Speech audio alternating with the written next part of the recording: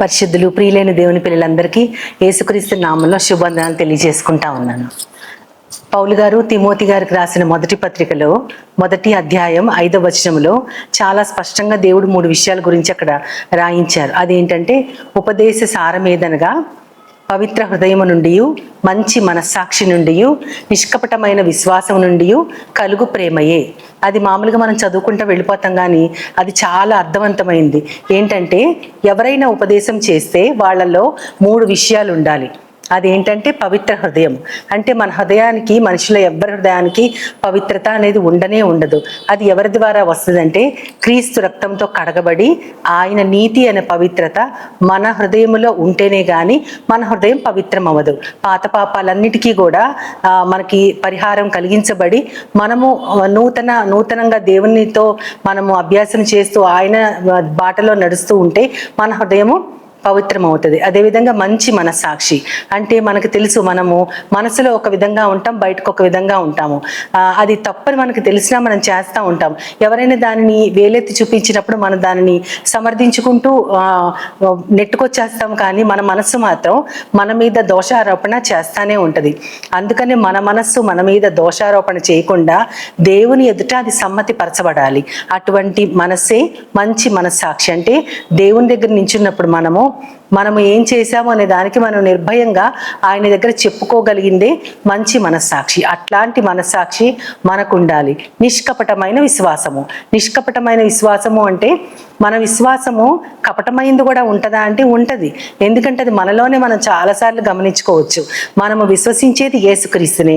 ఖచ్చితంగా దేవుని బిడ్డలమైన మనం అందరము కూడా ఆయన్నే విశ్వసిస్తాం. కానీ దేనికి ఆయన నమ్ముతాము?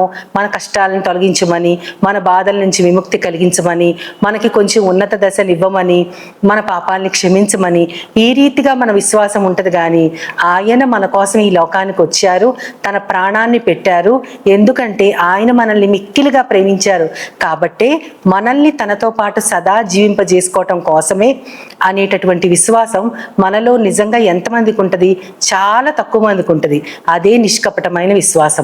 కాబట్టి పవిత్ర హృదయము, నిష్కపటమైన విశ్వాసము, మంచి మనస్సాక్షి, ఈ 3 కలిగిన వాళ్ళు చెప్పే ఉపదేశంలో సారం ఏంటంటే ప్రేమ. అంటే ఈ 3 ఎంతమందికి ఉందో ఆ 3 ఉండి వారు దేవుని గురించినటువంటి ఉపదేశము చెప్పగలిగితే దానిలోంచి వచ్చే సారము అంటే జిస్ట్ అనమాట. వారు చెప్పేదాన్ని అంతటిని కూడా క్రోడీకరించుకుంటే అది మొత్తం కూడా ప్రేమ కిందకు వస్తుంది. ఆ ప్రేమ ఏ ప్రేమ అంటే మానవుల ప్రేమ కానే కాదు, అది దేవుని యొక్క ప్రేమ. ఆ దేవుని ప్రేమ మనం వెలిబుచ్చాలంటే ఈ 3 మనకుంటే ప్రాణాత్మ దేహాలు కూడా దీనితో సింక్ అవుతూ దేవుని యొక్క ప్రేమను మాత్రమే మనం చూపగలుగుతాము. ఇందులో మనం మంచి మనస్సాక్షి అనే విషయాన్ని గనక ఈరోజు ఆలోచించినట్లయితే ఆ మంచి మనస్సాక్షి అనేది ఎటువంటి లక్షణాలు కలిగి ఉంటుంది అనేది కొద్దిగా చిన్నగా ధ్యానం చేద్దాం. మన అపోస్తల కార్యముల గ్రంథంలో కనుక చూస్తే 24వ అధ్యాయము 16వ వచనము చూస్తే అక్కడ పౌలు గారు ఒక సంఘటనని దానికి ముందు ఆయన చెప్తారు కొన్ని వచనాల్లో. అదేంటంటే అక్కడ ఆయన క్రీస్తు వారిని గురించినటువంటి బోధ చేస్తూ ఉంటే ఆయన మీద ఒక నేరస్థాపన చేసి ఆయనని ఫేలిక్సు అనే అధిపతి దగ్గర తీసుకొస్తారు.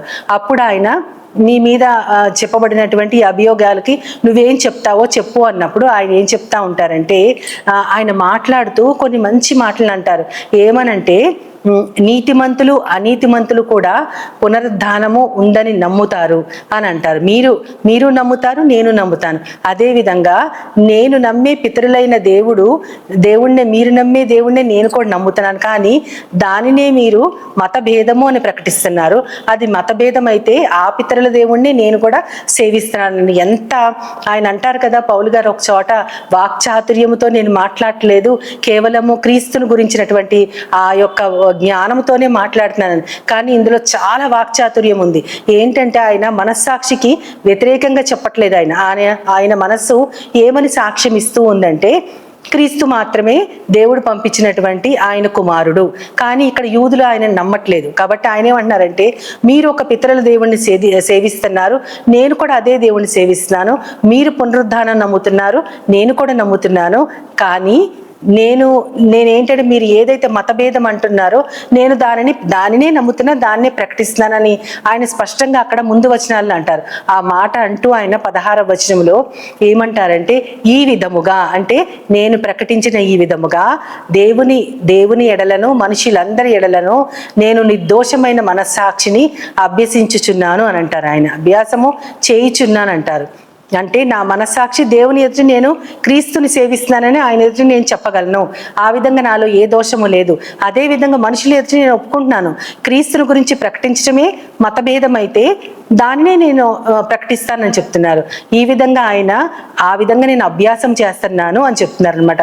అంటే నిర్దోషమైన మనస్సాక్షి నాకుంది అని చెప్తున్నారు. అదే పౌలు గారు రోమీయులకు రాస్తూ 13వ అధ్యాయము 5వ వచనంలో ఇంకొక మాట అంటారు. అక్కడ అధికారుల గురించి వస్తుంది. అంటే ఏ అధికారం అయినా సరే దేవుని చేతనే ఇవ్వబడుతుంది. ఆయన ఇవ్వకపోతే మరి ఏ అధికారం ఉండదు. ఆయన చేతనే ప్రతి అధికారి నియమించబడుతున్నాడు. కాబట్టి వారికి మీరు వ్యతిరేకలై ఉండద్దు. ఆయన అధికారులు చెప్పిన దానికి మీరు లోబడండి అని చెప్తూ కేవలము వారి మీద మీరు కోపం పెట్టుకోవద్దు, ఆగ్రహం తెచ్చుకోవద్దు. వారు కీడు చేసే వారికే ముష్కరులు. అంటే మనుషులలో కీడు చేసే వాళ్ళు ఆయన్ని అధికారులను చూసి భయపడతారు, కానీ మంచి చేస్తే మీరెందుకు భయపడతారు అనే మాటను చెప్తూ కేవలము ఆగ్రహ భయమును బట్టి కాకుండా మీ మనస్సాక్షిని బట్టి కూడా లోబడటమే అవశ్యము అని చెప్తారు. అంటే మీరు అధికారుల మీద మీకు ఆగ్రహం ఉండొచ్చు, వారు ఇటువంటి చట్టాలు తెస్తున్నారే లేదా ఇటువంటి రూల్స్ పెడుతున్నారని మీకు ఆగ్రహం ఉండొచ్చు, కానీ వారి పట్ల భయం చేత లోబడి ఉండద్దు. మీ మనస్సాక్షి మీకు చెప్పాలి. ఏమనంటే దేవుడు స్వయంగా చెప్పారు, అధికారులకు లోబడండి అని చెప్పారు, కాబట్టి నా దేవుడు చెప్పిన దానిని నేను పాటిస్తూ వాళ్ళకి లోబడుతున్నానని ఆ విధంగా మీ మనస్సాక్షి ఉండాలి అని చెప్తున్నారు. ఇందాక మనం నిర్దోషమైన మనస్సాక్షి గురించి చెప్పుకున్నాం. ఇప్పుడు అవశ్యమైన మనస్సాక్షి అంటే మన మనస్సాక్షి దేనికి లోబడాలి అంటే ఆగ్రహ భయాన్ని బట్టి కాకుండా అక్కడ వారికి లోబడటం దేవుడు చెప్పిన దాన్ని బట్టి మేము అధికారికి లోబడుతున్నాం అని మీ మనస్సు మీ గురించి సాక్ష్యం ఇవ్వాలి అన్నారు. అదేవిధంగా కొరింథీయులకు రాస్తూ 2వ పత్రిక 1వ అధ్యాయం 12వ వచనంలో ఆయన ఏమంటారంటే మాకు ఒక అతిశయం ఉంది అంటారు పౌలు గారు. మాకు కలిగిన అతిశయం ఏమనగా మేము లౌకిక జ్ఞానాన్ని అనుసరించక అని అంటారు. అంటే లోకము ఒక జ్ఞానంతో పోతుంది, ఆ జ్ఞానం ప్రకారం మేము అనుసరించట్లేదు, కానీ మేము దేవుని యొక్క పరిశుద్ధతను బట్టి నిష్కాపట్యముతో మేము ఈ లోకములో దేవుని కృపను అనుసరించి నడుచుచున్నామన్నదియే మా మనస్సాక్షి మమ్మల్ని బట్టిచ్చే సాక్ష్యము. అంటే పౌలు గారికి ఒక అతిశయం అంటే ఒక గర్వం ఉందంట. అదేం గర్వము అంటే మేము ఒక మనస్సాక్షిని కలిగి ఉన్నది ఏంటంటే ఈ లోకంలో అందరు పోయే మార్గంలో అందరు అనుసరించే జ్ఞానాన్ని మేము అనుసరించట్లేదు, కానీ పరిశుద్ధతను పాటిస్తున్నాము, నిష్కపటత్వాన్ని మేము పాటిస్తూ దేవుని కృపని అనుసరించి మాత్రమే నడుస్తున్నామనేది మాకు కలిగినటువంటి మా మనస్సాక్షి మమ్మల్ని బట్టిచ్చే సాక్ష్యము. కాబట్టి లోక జ్ఞానాన్ని అనుసరించకపోవటమే మన మనస్సాక్షి దేవుని దగ్గర మన మనస్సు మన మీద సాక్ష్యం చెప్పాలి. అది ఇంకొక రకమైంది. ఇవన్నీ కాకుండా ఇంత మంచి మనస్సాక్షి అంటే పౌలు గారు నిర్దోషమైన మనస్సాక్షి తనకుందని చెప్తున్నారు. మనస్సాక్షికి నేను లోబడుతున్నాను, ఎందుకంటే దేవుడు చెప్పాడు కాబట్టి అధికారులకు తల వంచుతున్నాను అని ఆయన చెప్తున్నాడు. అది అవశ్యం అని చెప్తున్నాడు. అవశ్యమైన మనస్సాక్షి. మూడవది ఏంటంటే అతిశయం కలిగించే మనస్సాక్షి. అదేంటంటే ఈ లోకంలో దేవుని కృపని అనుసరించి నడుచుకుంటున్నాం. ఈ 3 రకాలైనటువంటి మనస్సాక్షి మనకు ఉండాలంటే అది సాధ్యమేనా? అది పౌలు గారు లాంటి వాళ్ళకి సాధ్యము, ఎందుకంటే ఆయన అన్యజనుల కోసమే వెలుగుగా ఎంచుకోబడ్డారు. కానీ మనలాంటి వారికి సాధ్యం అవ్వదు. అది సాధ్యం అవ్వాలి అంటే ఆ మనస్సాక్షికి ఒక ప్రత్యేకమైనటువంటి గుణం ఉండాలి. అది ఒకరి చేత ప్రేరేపించబడాలంట, ఒక దానితో ప్రేరేపించబడాలి, ఒక దానితో శుద్ధీకరించబడాలి. అదేంటంటే మనం హెబ్రీ పత్రికలో 4వ అధ్యాయము 19వ వచనంలో చూస్తాము. నిత్యుడగు ఆత్మ ద్వారా తన్ను తాను దేవునికి నిర్దోషినిగా సమర్పించుకున్న యేసుక్రీస్తు వారి రక్తము నిర్జీవ క్రియలను విడిచి జీవక్రియలను అనుసరించినట్లు మీ మనస్సాక్షిని ఎంతగానో శుద్ధి చేయును. అంటే మనము నిర్జీవ క్రియలని అనుసరిస్తాము, కానీ మన మనసు ఏం చెప్పాలంటే మీరు ఈ క్రియల్ని విడిచిపెట్టండి, జీవక్రియల్ని మాత్రమే మీరు అనుసరించండి అని మన మనస్సు మనకి సాక్ష్యం ఇవ్వాలంట. అలా ఇవ్వాలి అంటే ఒకరి రక్తము మనల్ని శుద్ధి చేయాలి. అది ఎవరి రక్తము అంటే యేసుక్రీస్తు వారి రక్తము. ఆయన రక్తము ఎందుకంత స్పెషల్ క్వాలిటీ కలిగి ఉందంటే అక్కడ మళ్ళీ మనకి ముగ్గురు కనపడతారు. త్రిత్వము అనేది చాలా మంది వ్యతిరేకిస్తారు, కానీ బైబిల్లో చాలా చోట్ల ఉంది. ఇక్కడ కూడా ఈ హెబ్రీ పత్రిక 4:19 కూడా నిత్యుడగు ఆత్మ అంటే పరిశుద్ధాత్మ దేవుడు, నిత్యుడగు ఆత్మ ద్వారా తన్ను తాను నిర్దోషిగా, తన్ను తానంటే యేసుక్రీస్తు తనను తాను నిర్దోషిగా దేవునికి సమర్పించుకున్నాడు. ఇక్కడ ముగ్గురు ఉన్నారు, ఆత్మ ఉన్నాడు, క్రీస్తు ఉన్నారు, దేవుడు కూడా ఉన్నారు, తండ్రి అయిన దేవుడు. తనను తాను దేవుడికి ఎలా సమర్పించుకున్నారు అంటే నిత్యుడగా ఆత్మ ద్వారా నిర్దోషిగా సమర్పించుకున్నాడు. కాబట్టి ఆయన రక్తం అంట మనల్ని నిర్జీవ క్రియల్ని విడిచిపెట్టండి, మీరు ఆ క్రియల్ని విడిచిపెట్టండి, జీవక్రియల్ని మీరు అనుసరించండి అని మన మనస్సాక్షిని ఎంతగానో శుద్ధి చేయను అని ఎంతో స్పష్టంగా చెప్తారు. కాబట్టి మన మనస్సాక్షి శుద్ధీకరించబడాలంటే యేసుక్రీస్తు రక్తము మనకు అవసరము. అప్పుడు పౌలు గారిలాగే మనకు కూడా నిర్దోషమైన మనస్సాక్షి ఉంటుంది. అవశ్యమైన దేనిని మనం అవశ్యంగా పాటించాలో అది మనకి తెలియజేసే మనస్సాక్షి మనకు ఉంటుంది. మన అతిశయం కలిగించేటటువంటి మనస్సాక్షి, దేవుని కృపను అనుసరించి ఈ లోకంలో నడుచుకుంటున్నాం అనేటటువంటి మనస్సాక్షిని కూడా దేవుడు మనకి దయచేస్తారు. ఆయన ఆ అనుగ్రహం మన మీద ఉంచగలుగులాగున చిన్న ప్రార్థన చేసుకుందాం.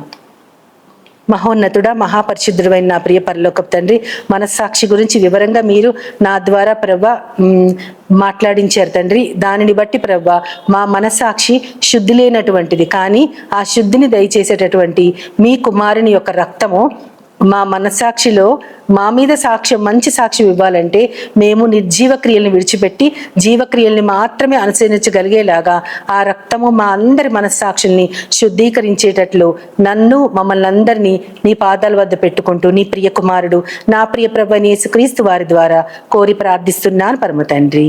ఆమేన్, ఆమేన్, ఆమేన్. As Jesus now is always near, with open arms, He's always here.